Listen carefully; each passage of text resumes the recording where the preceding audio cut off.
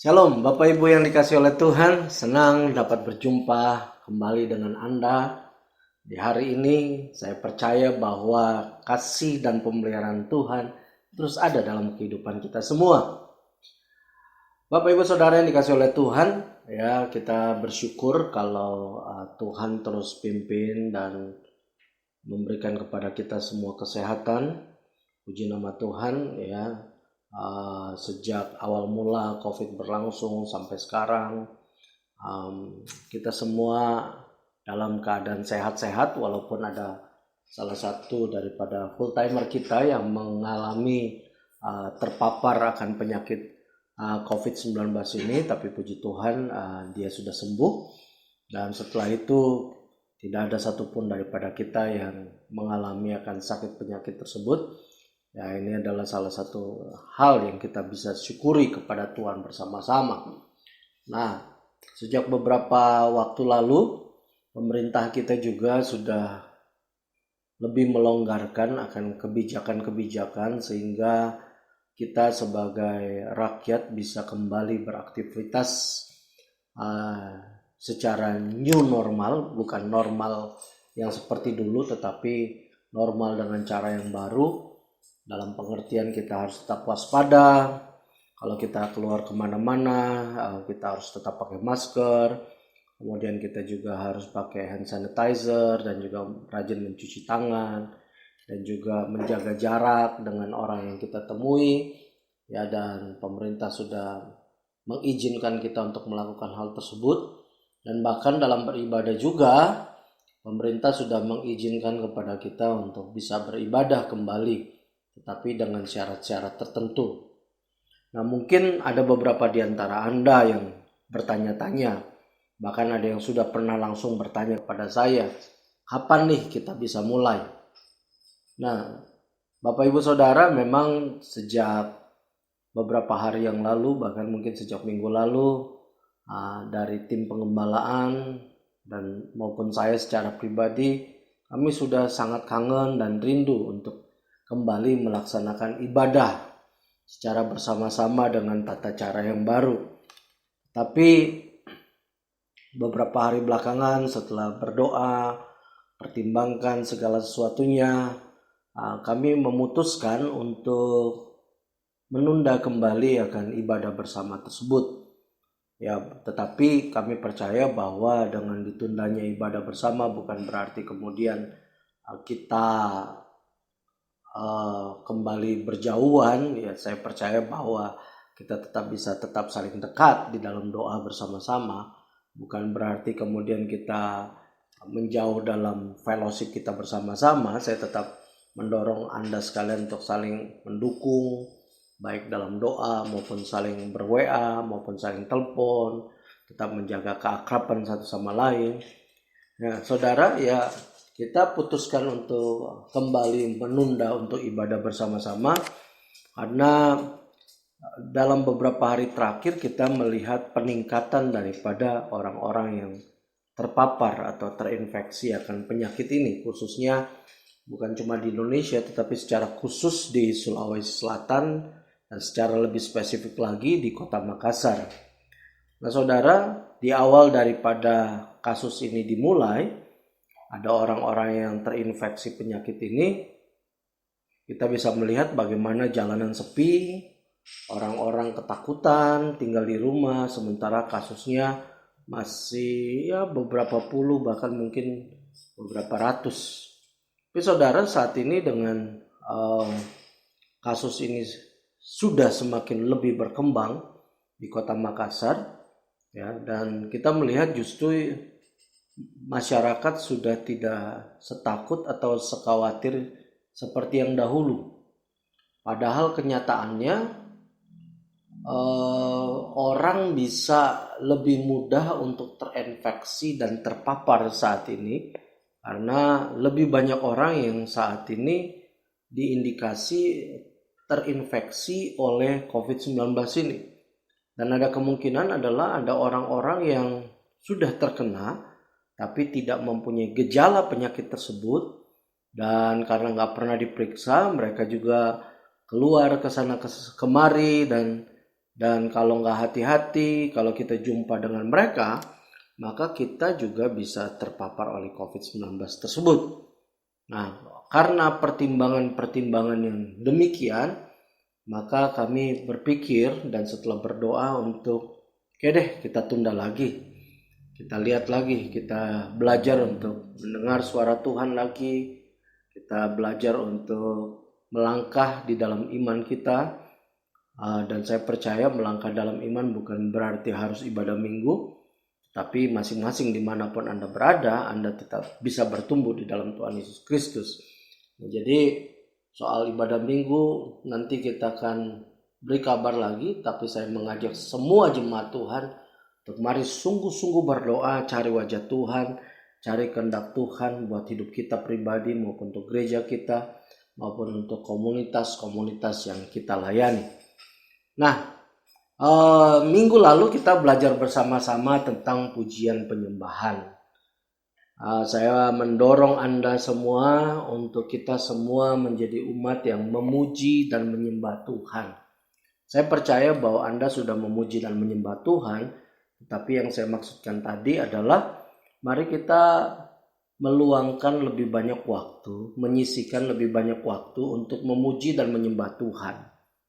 Dan kita lakukan bukan hanya pada saat kita ibadah, bukan hanya saat kita berdoa, tapi saya mendorong pada saat Anda melakukan aktivitas-aktivitas secara sendiri, secara pribadi, ya seperti mungkin Anda sedang menyetir sendiri, atau mungkin Anda sedang masak di rumah sendiri, atau Anda sedang di kantor, sedang mengerjakan sesuatu hal. Saya mendorong untuk mari gunakan waktu tersebut untuk memuji dan menyembah Tuhan pada saat yang bersamaan. Itu bukan sesuatu yang sulit untuk dilakukan, tetapi itu sesuatu yang bisa untuk dilakukan. Nah, saya sudah sampaikan bahwa Tuhan sampaikan kepada kita semua untuk kita memuji dan menyembah Tuhan. Sesungguhnya pada saat kita memuji dan menyembah Tuhan, kita sedang mengatakan kepada Tuhan bahwa Tuhan Engkaulah yang berdaulat. Sebenarnya memang Tuhan gak perlu dikasih tahu untuk bahwa dia itu berdaulat. Memang dia adalah Allah yang berdaulat.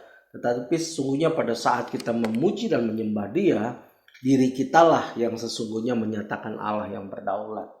Zaman dahulu Bapak Ibu Saudara, di zaman Raja Daud dan zaman Raja Soleman, bahkan sampai zaman di mana Yesus hidup, kalau orang-orang mau bertemu dengan raja, maka mereka harus menundukkan kepala mereka. Dan mereka tidak bisa melihat muka raja. Dan kemudian waktu mereka mau istilahnya mendekat, mereka harus merayap kepada raja.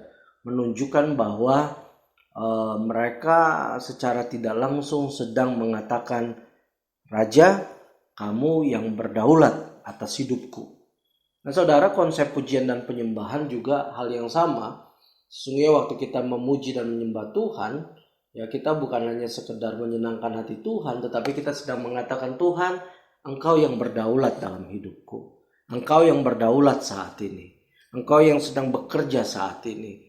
Engkau sedang melakukan sesuatu saat ini. Nah saudara, seperti saya katakan minggu lalu, ya, mengapa kita memuji dan menyembah Tuhan? Karena kita mengetahui, ya, di saat-saat ini adalah saat-saat yang penuh dengan ketidakpastian. Saat dimana kita ya mungkin sudah mulai beraktivitas normal, sudah melakukan sesuatu ya seperti yang biasa kita lakukan, tetapi ada kekhawatiran-kekhawatiran, ada ketakutan-ketakutan, ada ketidakpastian yang sedang terjadi. Ya, kalau kita lihat ekonomi daripada dunia yang saat ini menurun, cenderung menurun, dan kemudian ada juga kekhawatiran bagaimana bila ada orang yang bekerja di tempat saya bekerja, dia juga sedang terkena akan COVID-19 ini. Dan juga ada berbagai macam kekhawatiran yang lain dan ketidakpastian yang lain. Nah saudara, di tengah-tengah semua ini, kita nggak bisa melakukan hal apapun seperti yang kita rencanakan. Nah, sebab itu kita hanya katakan, Tuhan, Engkau yang berdaulat. Engkau yang melakukan apa yang menjadi kehendak-Mu dan rencana-Mu. Jadi kita menyembah Tuhan bukan berarti kita hanya sekedar menyanyi, tetapi kita sedang menyerahkan segala situasi ini ke dalam tangan Tuhan.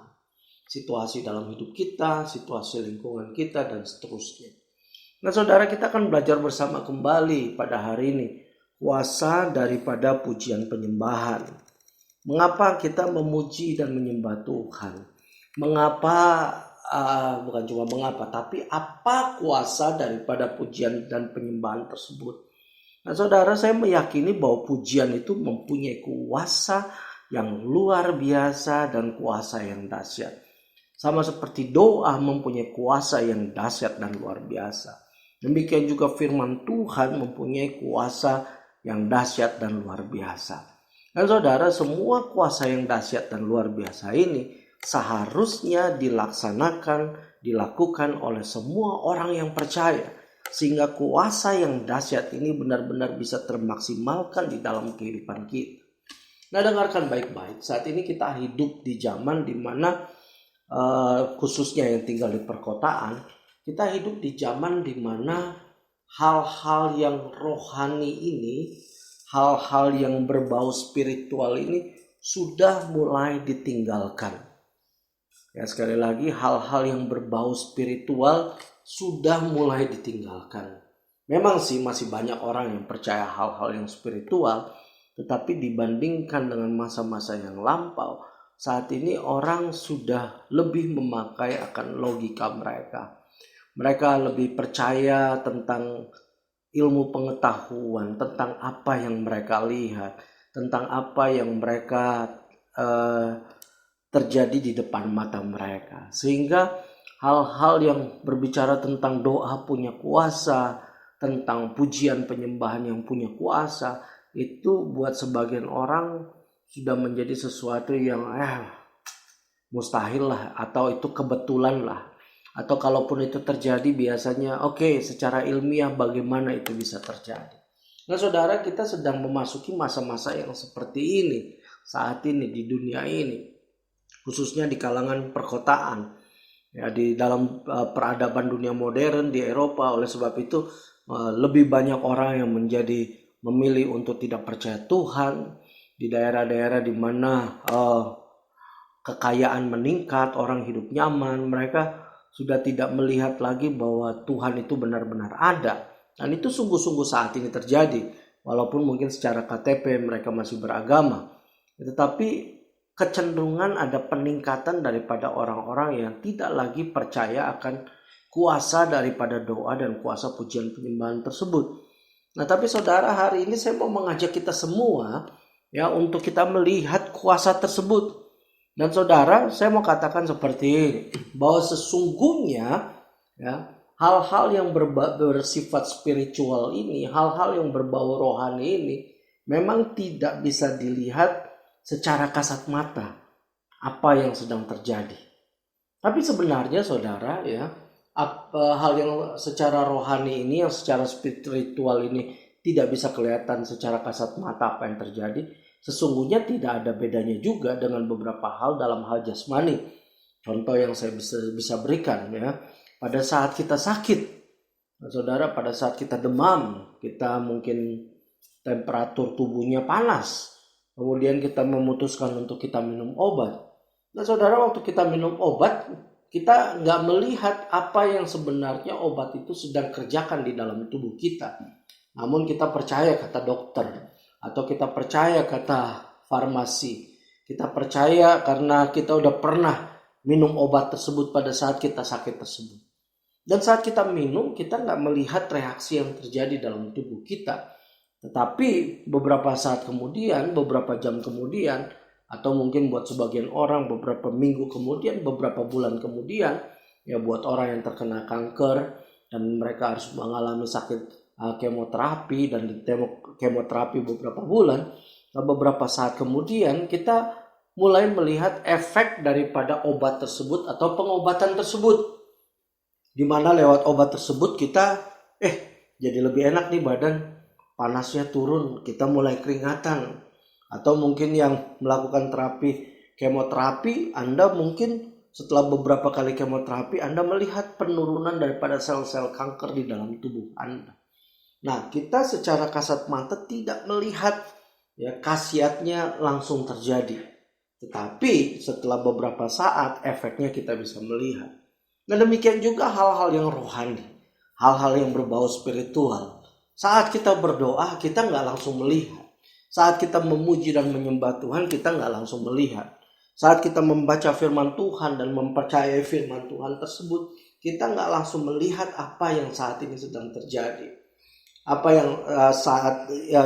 yang langsung terjadi maksud saya. Tapi saudara, kita mempercayai bahwa segala sesuatu yang kita doakan, yang kita lakukan, satu saat pasti akan menghasilkan sesuatu. Nah, oleh sebab itu saya mau dorong kita semua, bahwa mengapa saya mendorong kita semua? Karena saya sungguh-sungguh percaya apa yang kita lakukan saat ini pasti akan menimbulkan suatu dampak yang luar biasa. Ya sekali lagi saya ulangi, pasti akan menimbulkan dampak yang luar biasa. Tapi saat ini mungkin kita tidak melihatnya, tetapi pasti akan terjadi satu saat. Haleluya. Nah saudara yang dikasih oleh Tuhan, ya saya mau lanjut ya dengan firman Tuhan tentang pujian penyembahan.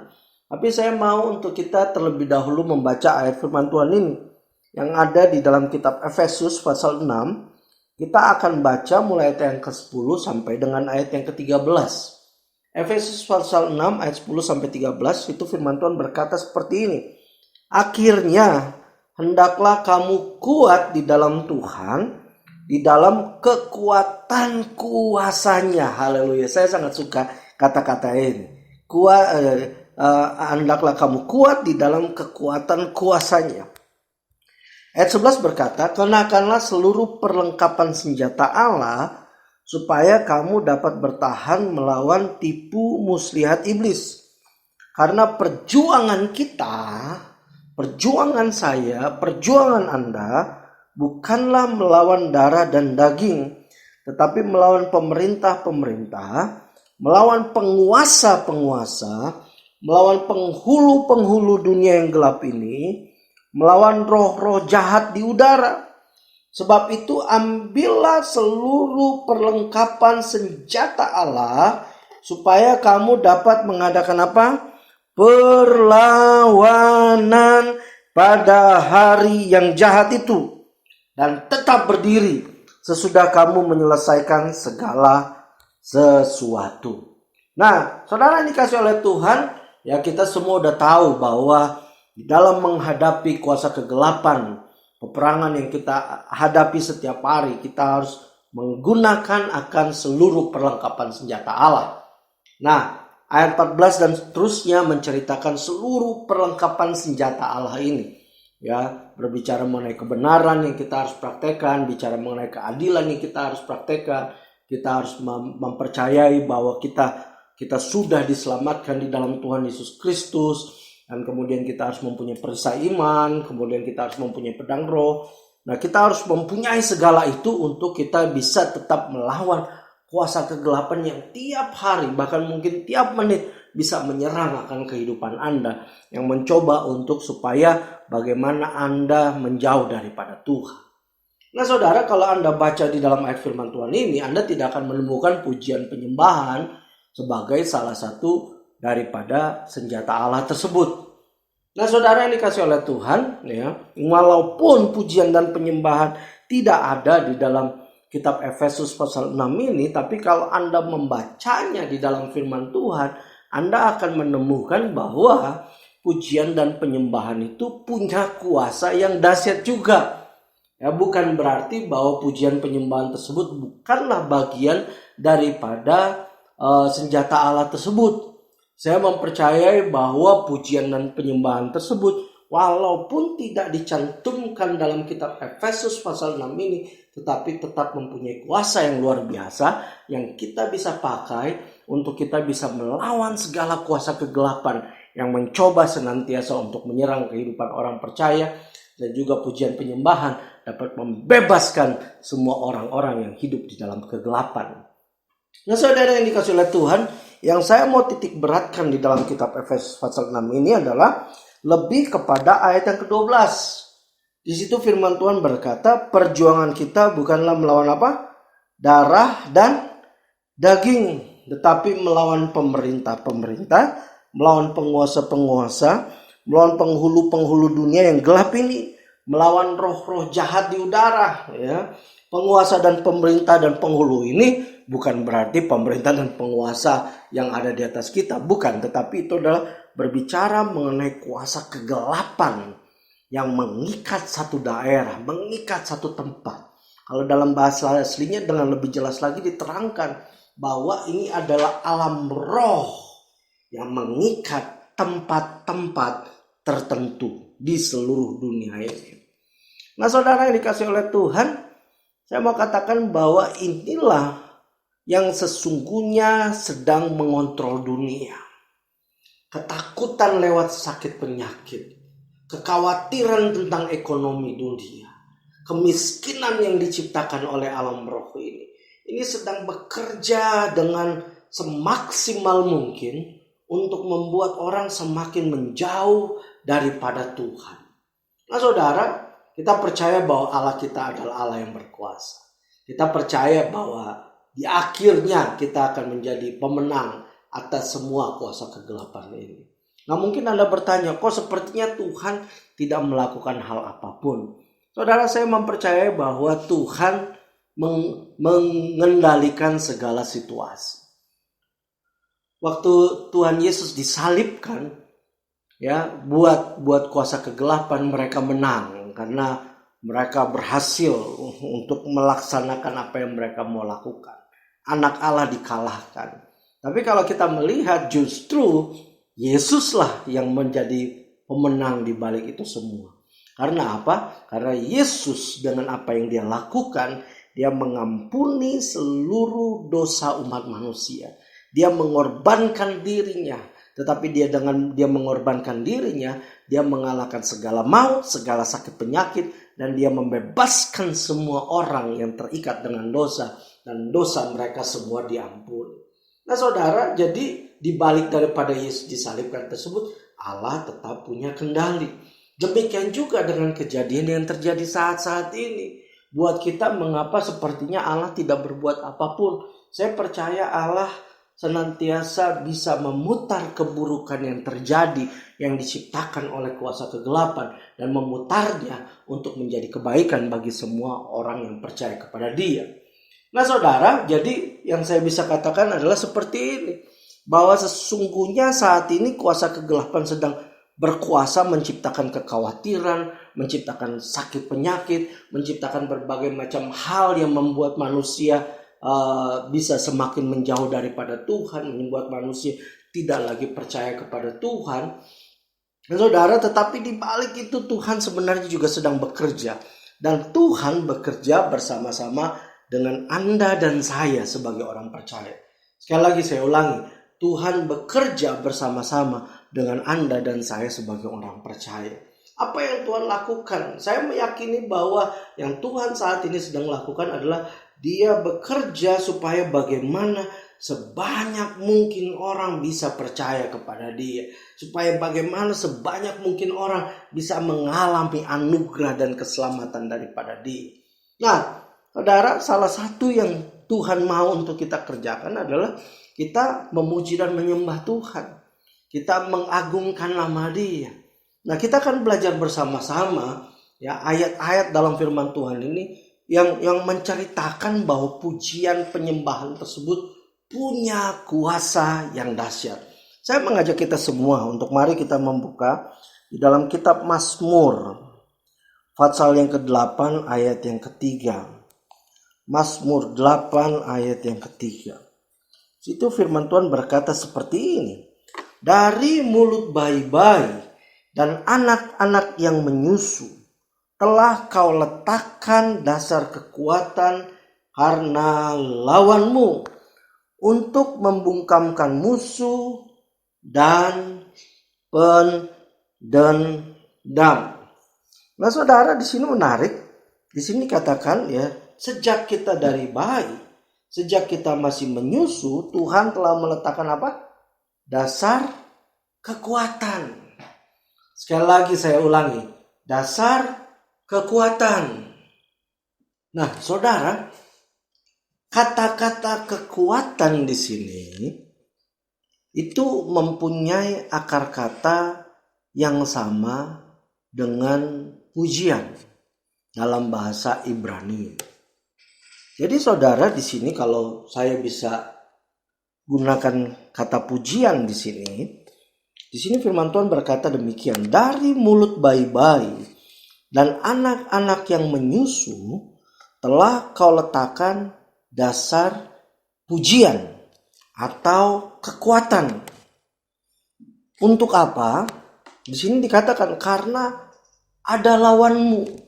Jadi sejak kita dikandung, sejak kita dilahirkan, ada musuh kita. Dan ingat sekali lagi, musuh kita bukanlah manusia, bukanlah darah dan daging, bukanlah orang yang ngutang sama kamu, atau orang yang pernah menyakiti hati kamu, atau orang yang pernah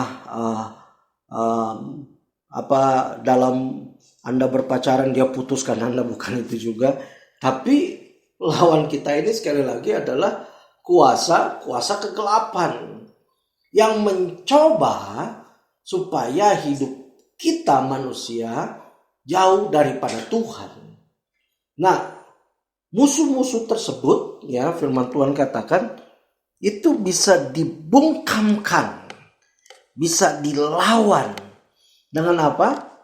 Dengan pujian dan penyembahan. Haleluya. Jadi kita melihat, saudara, bagaimana pujian dan penyembahan Tuhan telah letakkan di dalam mulut kita, sehingga pada saat musuh tersebut mencoba untuk menyerang kehidupanmu, mencoba untuk mencuri firman Tuhan yang ada di dalam hidupmu, mencoba menjauhkan hidupmu daripada Tuhan, kita sesungguhnya bisa memuji dan memuliakan nama Tuhan, meninggikan nama Tuhan, mengatakan Tuhan Engkau yang berdaulat. Dan pada saat Tuhan berdaulat atas hidup kita, musuh tersebut tidak bisa menyerang akan kehidupan kita. Haleluya. Jadi saudara, itu yang pertama yang kita mau pelajari. Yang berikutnya kita akan lihat di dalam kitab Mazmur pasal yang ke-40 ayat yang keempat. Di situ firman Tuhan berkata, ya. Saya mau kita baca mulai ayat yang pertama deh, ya. Situ firman Tuhan berkata seperti ini. Untuk pemimpin biduan, Mazmur Daud, aku sangat menanti-nantikan Tuhan. Lalu ia menjenguk kepadaku dan mendengar teriakku minta tolong. Ia mengangkat aku dari lubang kebinasaan, dari lumpur rawa. Ia menempatkan kakiku di atas bukit batu, menetapkan langkahku. Ayat 4. Ia memberikan apa? Nyanyian baru dalam mulutku untuk memuji-muji Allah kita. Haleluya. Banyak orang akan melihatnya dan menjadi takut, lalu percaya kepada Tuhan. Puji nama Tuhan. Oke, kita kembali ke dalam ayat yang pertama. Situ firman Tuhan berkata, untuk pemimpin biduan, Mazmur Daud. Jadi ini adalah sebuah mazmur, sebuah pujian yang digubah, dibuat untuk dinaikkan kepada Allah. Dan bukan cuma itu, tetapi juga bisa digunakan oleh orang-orang yang menggunakan lagu ini untuk mengingat kebaikan daripada Tuhan. Nah, lagu yang diciptakan oleh Daud ini, mazmur yang diciptakan oleh Daud ini sedang bercerita seperti ini. Bahwa ada seseorang yang dalam hidupnya dia berada di dalam lubang yang penuh dengan rawa. Nah saudara, ya, rawa ini bukan rawa yang biasa. Ya, siapa yang pernah terperosok di dalam rawa-rawa? Nah, ini bicara mengenai lumpur, di mana kalau di dalam lumpur tersebut dan lumpur ini ada lumpur yang menghisap. Jadi kalau Anda terlalu banyak bergerak, yang terjadi justru Anda malah semakin terpelosok ke dalam. Anda semakin terhisap ke dalam. Anda justru malah bisa mati di dalam lumpur tersebut kalau Anda terlalu banyak bergerak di dalam lumpur tersebut. Nah, saudara, orang yang diceritakan dalam Mazmur 40 ini sedang bercerita tentang bagaimana dia berada di dalam lumpur tersebut dan tidak ada tempat pijakan.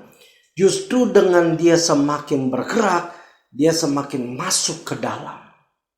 Dan kemudian dilanjutkan dengan bahwa orang ini berseru kepada Tuhan. Dia berteriak minta tolong. Dia tahu, Tuhan, aku tidak mampu melakukan apa-apa lagi. Aku tidak sanggup untuk berbuat apa-apa lagi. Tolong aku, Tuhan. Dan pada saat dia berseru tersebut dengan pujiannya, di sini firman Tuhan berkata, dia juga menantikan Tuhan. Dia berseru, dia menantikan Tuhan. Dia berseru, dia menantikan Tuhan. Dia berseru dan menantikan Tuhan. Sampai akhirnya dalam ayat yang ketiga dikatakan, Tuhan mengangkat orang tersebut dari lubang kebinasaan.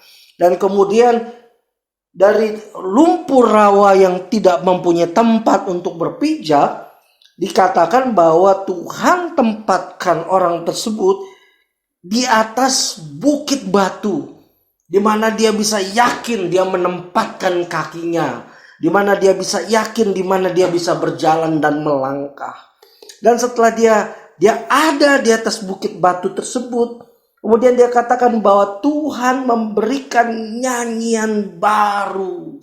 Jadi dari keselamatan tersebut dia menaikkan sorak pujian kepada Tuhan. Terima kasih Tuhan. Terima kasih Bapa. Terima kasih untuk apa yang Kau lakukan.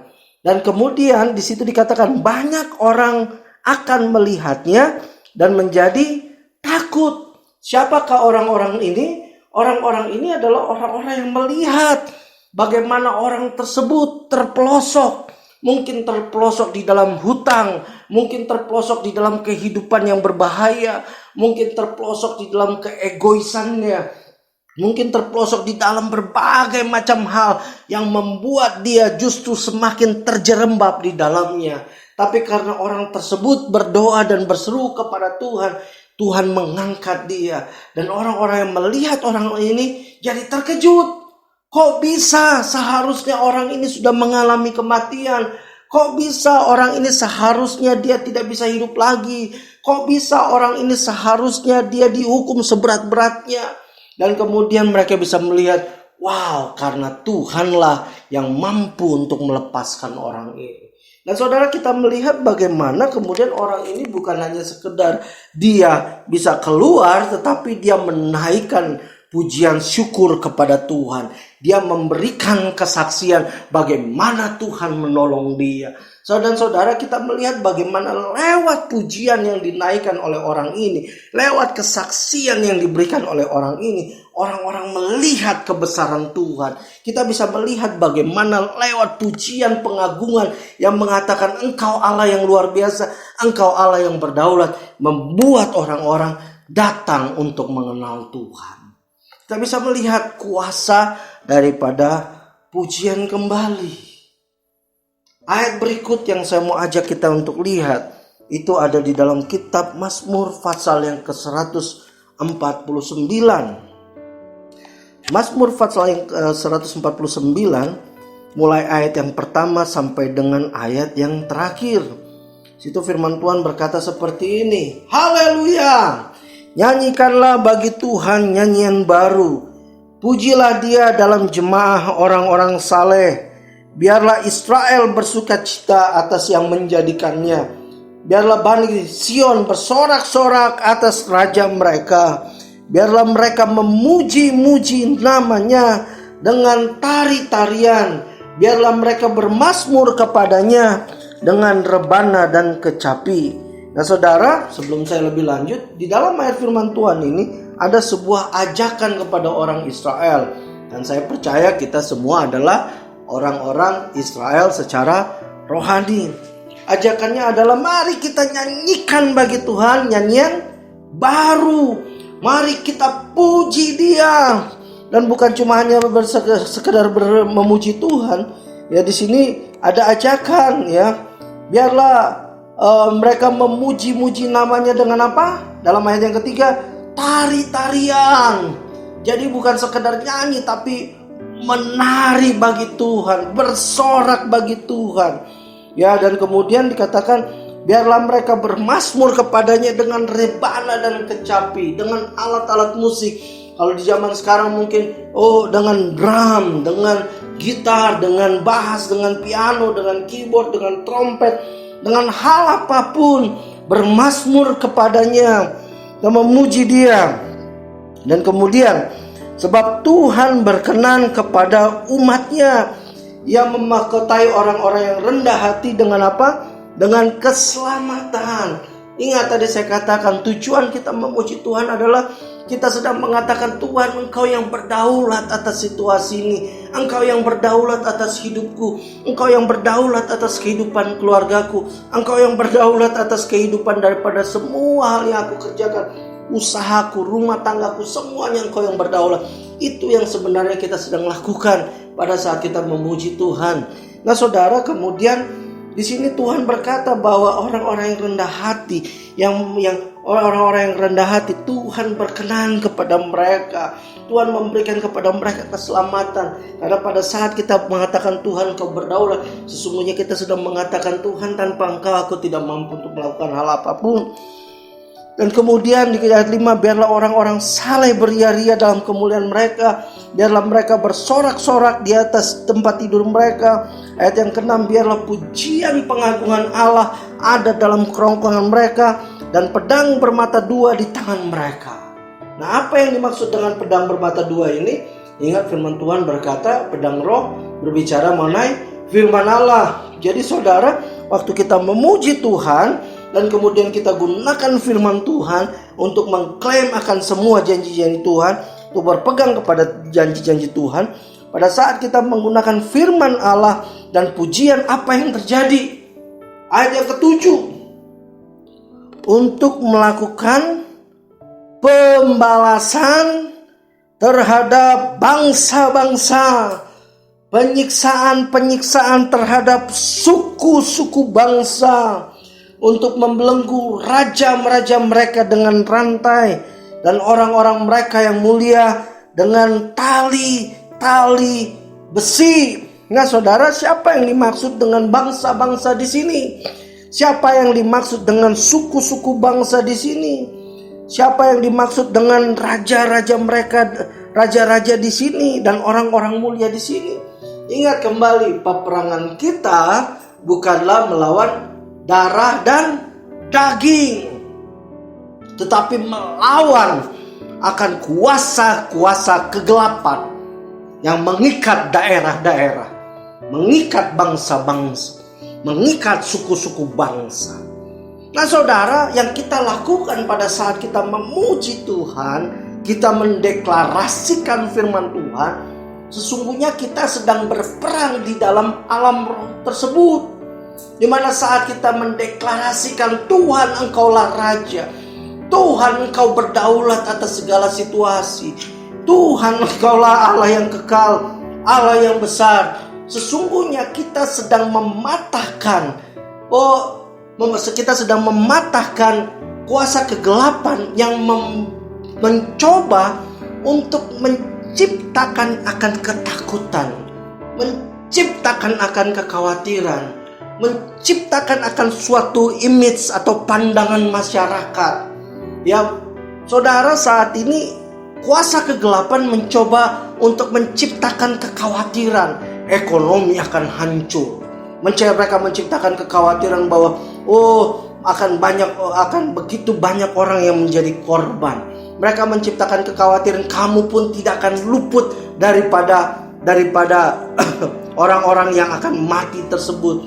Coba diciptakan kekhawatiran bahwa sesungguhnya ekonomi yang hancur ini akan membuat juga ekonomimu hancur dan hidupmu akan diberantakan. Dicoba untuk dibuatkan kekhawatiran bahwa sesungguhnya sedang ada kekacauan di bangsa ini, dan kalau kekacauan terjadi maka hidupmu akan hancur, bisnismu akan hancur, pekerjaanmu akan hancur.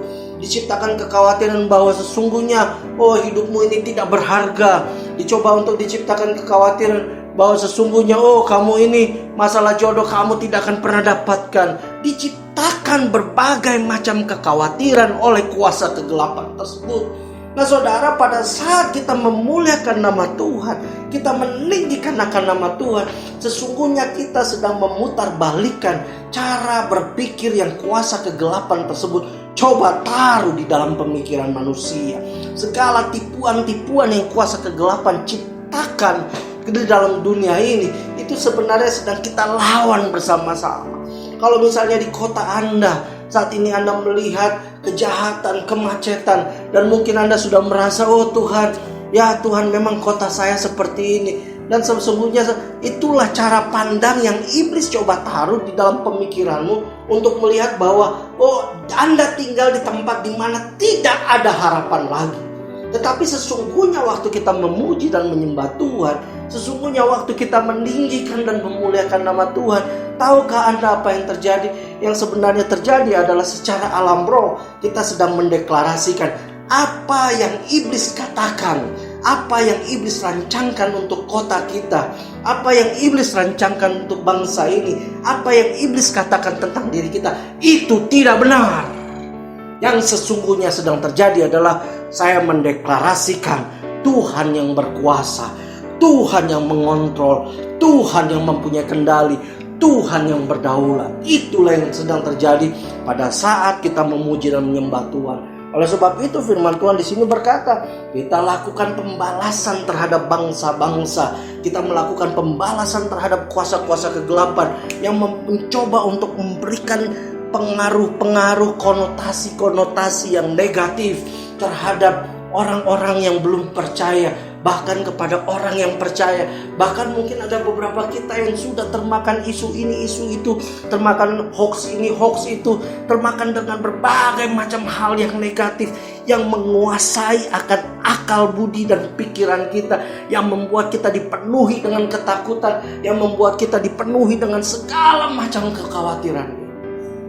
Nah saudara, waktu kita memuji Tuhan, walaupun di depan mata kita melihat itulah yang terjadi, tapi sesungguhnya secara alam roh kita tahu siapa yang berdaulat, siapa yang akan memperoleh kemenangan, siapa yang akan di ujung daripada peperangan tersebut akan tersenyum dan berkata, akulah yang menang. Jadi saudara, waktu kita memuji Tuhan, sesungguhnya kita sedang memutarbalikkan apa yang kuasa kegelapan sedang rencanakan. Saya kembali mau mengajak kita semua hari ini. Mari kita menjadi jemaat, memuji, memuliakan nama Tuhan, meninggikan akan nama Tuhan. Apa hubungannya pujian penyembahan dengan situasi yang ada saat ini? Saudara, saya mau katakan, memang saat ini pemerintah bahkan seluruh dunia mengatakan this is the new normal. Ini normal yang baru. Ya, kita kemana-mana pakai masker, bahkan ada yang pakai face shield. Kita harus siap sedia dengan hand sanitizer. Kita kalau ngomong tidak bisa terlalu berdekatan. A new normal. Nah saudara, di balik the new normal tersebut, sesungguhnya ada cara hidup baru yang sedang terjadi. Dan cara hidup ini diikuti oleh cara pemikiran yang baru. Tidak ada yang salah, tidak ada yang salah dengan waspada. Tapi saudara yang dikasih oleh Tuhan, saya mau katakan, jangan sampai kewaspadaan menciptakan ketakutan yang berlebihan. Jangan sampai kewaspadaan mencuri damai sejahtera yang Tuhan taruh dalam hidup. Jangan sampai kewaspadaan membuat Anda menjadi orang Kristen yang tidak berkemenangan. Bahkan mungkin Anda menjadi orang Kristen yang jauh daripada Tuhan. Hari ini saya mau mengajak kita semua kembali. Mari memuji dan menyembah Tuhan.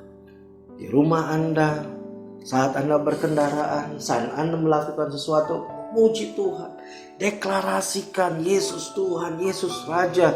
Engkau berkuasa, Engkau memerintah. Mungkin Anda sendiri tidak apa-apa. Ya, tapi tentu saja ya Anda jangan suruh nyanyi keras-keras di tengah-tengah orang pada saat Anda berada di kendaraan umum. Ya, ya nyanyikan dengan nada yang Anda bisa dengar sendiri. Deklarasikan bahwa Tuhan Engkau yang berkuasa. Sungguhnya pada saat kita mendeklarasikan hal-hal tersebut, di alam roh kita sedang mengatakan bahwa sesungguhnya Yesus tetap memegang kendali atas ini semua. Dan saya percaya saat kita memuji Tuhan, Tuhan akan memberikan hikmat-hikmat kepada kita semua. Apa yang harus kita jalani, apa yang harus kita lakukan. Tuhan akan bukakan pintu demi pintu yang sebelumnya kita gak pernah lihat. Saudara, sekali lagi saya mengajak kita, mari kita menjadi umat yang memuji dan menyembah Tuhan. Mari kita tundukkan kepala kita bersama-sama, kita berdoa. Tuhan Yesus, saat ini Tuhan kami berdoa di tengah-tengah situasi yang tidak normal, di tengah-tengah situasi yang penuh dengan kegalauan Tuhan. Kami menyerahkan ini semua ke dalam tangan-Mu. Kami berdoa biar kami bisa melewati semua situasi yang berat ini Tuhan. Buat jemaat yang secara usahanya masih belum berjalan dengan baik, mari Engkau yang berikan hikmat Tuhan. Buat jemaat yang pekerjaannya saat ini terhenti, mari Engkau yang buka jalan Tuhan. Di saat ini biarlah kami belajar untuk mempraktekkan firman Tuhan.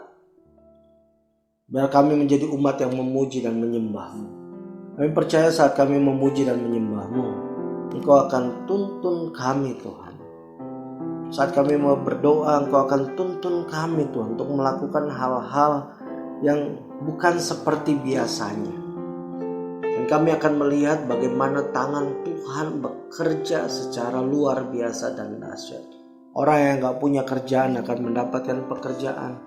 Usaha yang terhenti Engkau akan berikan hikmat supaya usaha-usaha yang lain Tuhan bukakan. Dan kalaupun Tuhan Yesus usaha tersebut gak berjalan, Engkau juga yang akan melakukan pemeliharaan kepada kami Tuhan. Dan kalaupun Tuhan pekerjaan kami juga kurang memuaskan, mungkin saat ini gajinya pas-pasan, kami percaya bahwa tetap Engkau akan memelihara dan menuntun kami. Dan kami berdoa biar semua kami yang ada saat ini tetap dipelihara Tuhan. Dan saat ini kalau kami memuji dan menyembah-Mu, kami sesungguhnya sedang mendeklarasikan Engkau adalah Tuhan. Dan kami percaya saat kami mendeklarasikan hal tersebut, kuasa kegelapan sedang diruntuhkan. Terima kasih ya Tuhan, walaupun secara kasat mata apa yang kami lihat is impossible, kelihatannya sulit, gak mungkin. Tapi ya Tuhan Yesus, kami adalah umat yang percaya kepadamu. Dan kami percaya saat kami memuji-Mu, menyembah-Mu, saat kami berdoa, saat kami membaca firman-Mu dan mendeklarasikannya Tuhan, sesungguhnya apa yang kami lakukan, kami sedang memutarbalikkan segala rencana dan kuasa kegelapan yang coba diciptakan di dunia ini. Terima kasih Tuhan Yesus, Kau berikan kesempatan kepada kami untuk bermitra dengan Engkau. Dan biarlah ya Tuhan, berdoa biarlah kami tetap setia melakukan apa yang Kau kehendaki. Terpujilah nama-Mu. Dalam nama Yesus kami telah berdoa dan mengucap syukur. Amin. Sampai jumpa. Tuhan Yesus memberkati.